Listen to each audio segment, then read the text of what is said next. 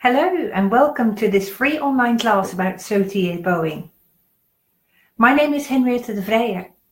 I'm a violin teacher in the UK and the founder of Pro Strings. I am delighted to teach you today. In this video we will be discussing Sautillé bowing. Although this is a bow stroke which is mostly associated with advanced playing, if you are an intermediate player, please also stay tuned, as you may pick up some ideas to improve your playing as well. I know also that many violin teachers might find this class interesting. Welcome if you are a teacher. When I first started teaching, I had no idea how I should teach Sautillé, so I'm happy to share my ideas with you. In this class, first of all, we will investigate what Sautillé actually is and how it relates, for instance, to spiccato bowing. Then I will show you how I teach my students to play Sautillé, and I'm hoping that you will have your instrument ready for you to try your exercises for yourself at home.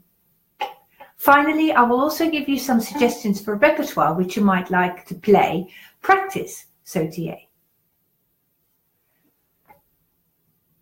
Let's now first think about what Sautillé actually is and how it differs from spiccato bowing.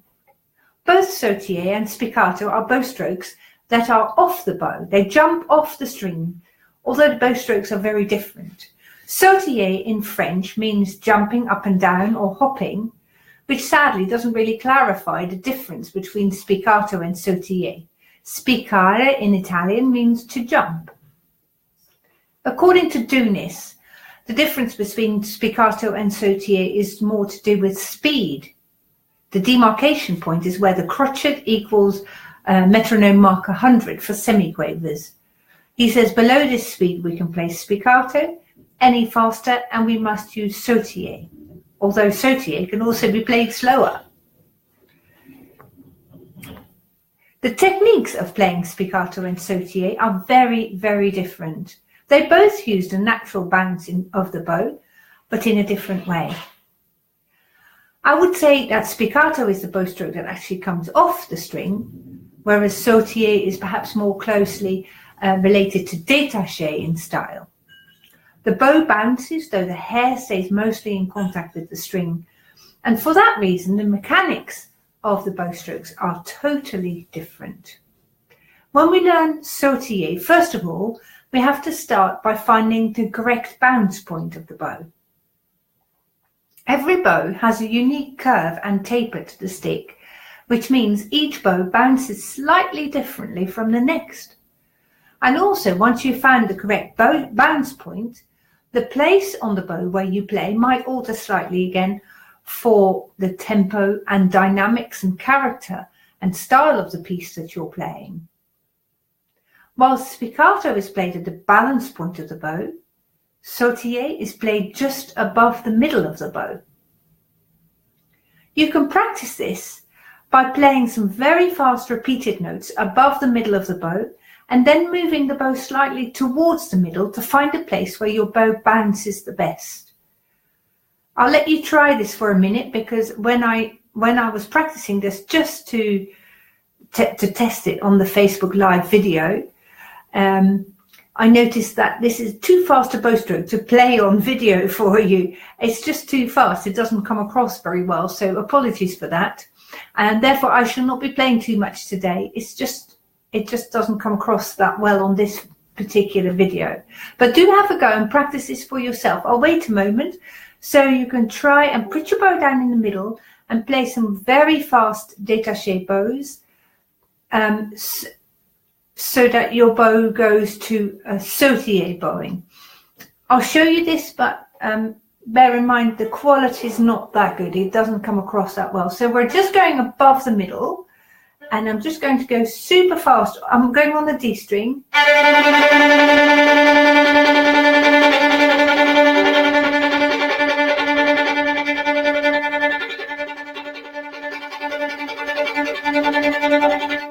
And there it comes. You can feel that the bow wants to move up from the string. You may just need to keep that going for a little while before it actually comes off the string. I'll give you a minute or two more to just try that for yourself. You might start it slightly above the middle of the bow, and then as you get going, come a little bit closer to the bridge and move towards the middle a little bit more on your bow.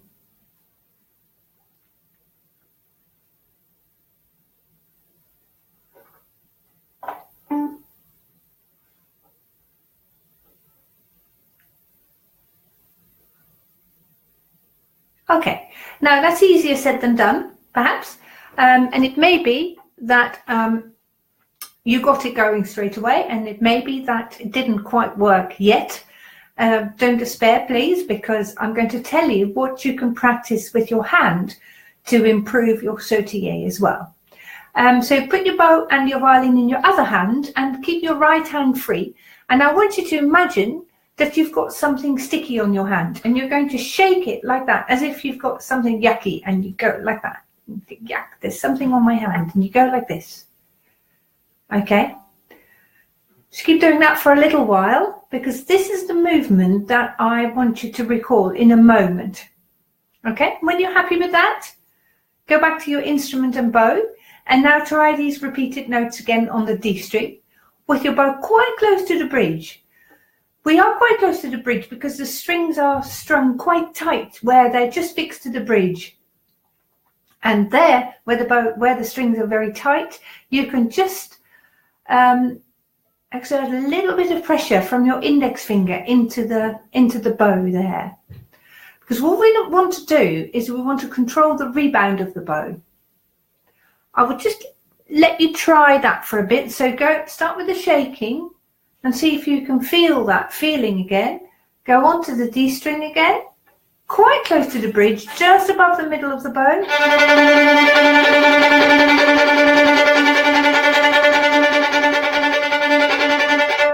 And you've got to press quite hard into the bow when you feel that it comes off the string. You try that for yourself at home now.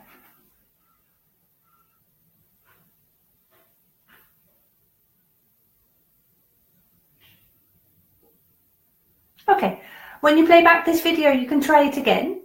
Okay, but I would like you to check that your bow is also flat, so not at all tilted on its side, but keep the bow quite flat, so that you feel a lot of grip with the bow on the string. The sautillé bow stroke is a bit of a strange definition, because earlier I said sautillé and spiccato are both off the string bow strokes, but when you look at it like this, sautillé is actually more of an on the string bow stroke. Although your bow bounces, the hair of the string stays on, the hair of the bow stays on the string. I would say perhaps more accurately it's called an in the string bowing, because we are playing very heavily in the string. Now, some people might say, this handshaking doesn't work for me. There is another way of looking at the sautillé bowing. And you can also look at it and come from a perspective of the détaché bow stroke. And the détaché bow stroke is just playing up and down in the middle of the bow like that. If you speed this up and you start pressing much harder, you will end up roughly at the same result as what I've just shown you. So this might well work for you too. You start by playing slowly and then speed it up, and you go just above the middle of the bow, very, very short and fast bow strokes, and you come closer and closer to the bridge, and you make sure you're in the middle of the bow, and then you start pressing a little bit harder with your index finger. I'll show you this. So I'm going to go slowly, and again I apologize for the sound quality, and maybe I'm going too fast for the picture to pick it up as well, but that doesn't matter. You can still try it at home and gain from it what you want to gain from it. So I'm going détaché,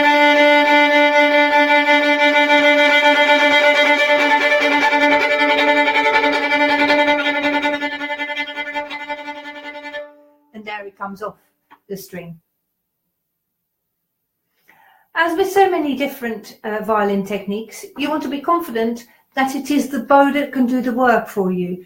At this level of playing, I would recommend that you have the best quality instrument and bow that you can afford, because it makes it a lot easier.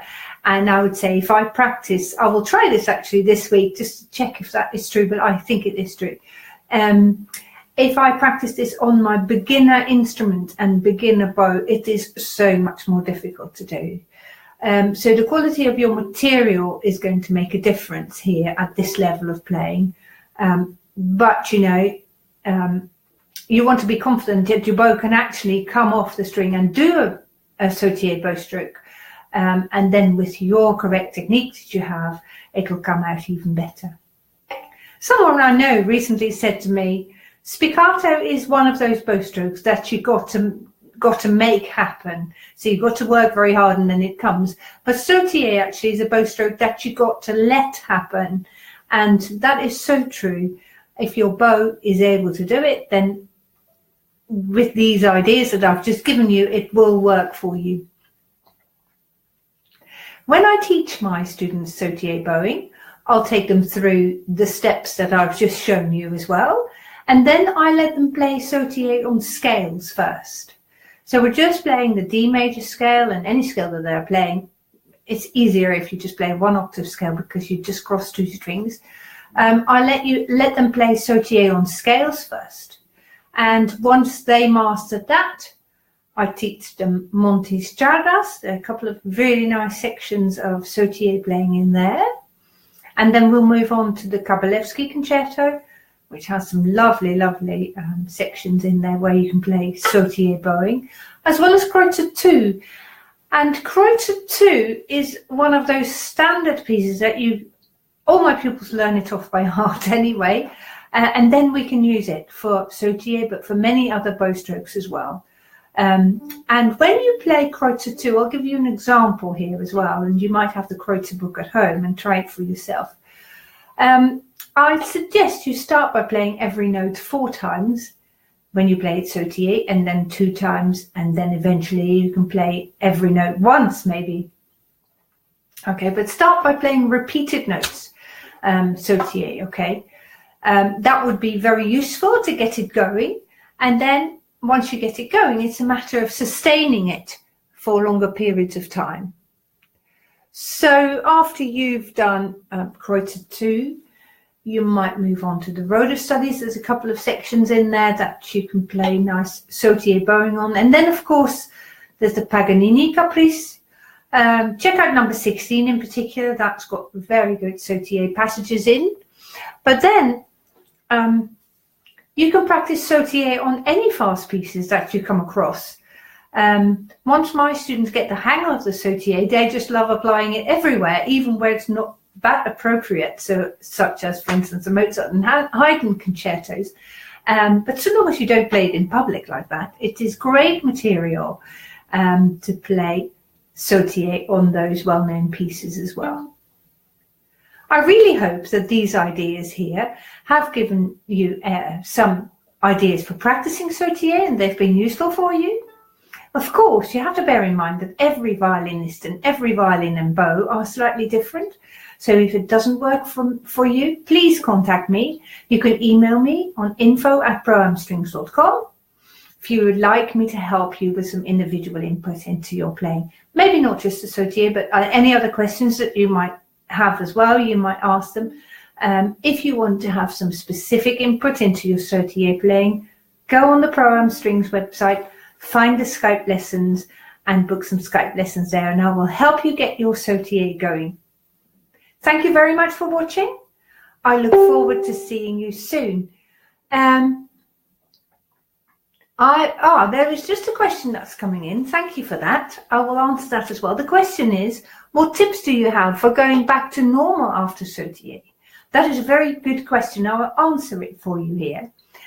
When you play Sautillé, you've got quite a lot of tension in your arm and hand. So when you go back to normal after Sautillé playing, the first thing you'll need to think about is whether your shoulder is down. Because most likely is that in the course, especially if you play slightly longer passages of Sautillé playing, that your shoulder has come up slightly. So as soon as you finish the Sautillé, drop your shoulder down and you'll find it much easier, excuse me, to go back into normal playing. Of course, it also depends where on the bow you are. So if you are playing your sautillé in the middle of the bow, you have to find the correct place, because that is where you will end as well. So I can't give you a good example right now, but you have to consider the placing of the bow. It will be very hard if you finish the sautillé and you need to be at the heel of the bow or at the very point of the bow. So sometimes you have to fiddle a little bit with your bowing and see if you, because you end in the middle, if you can continue from the middle. And I think once you've sorted these two things out, your tension in your arm should go completely, and then the correct place of the bow, hopefully that will help you continue in a smooth way. I hope that answers your question.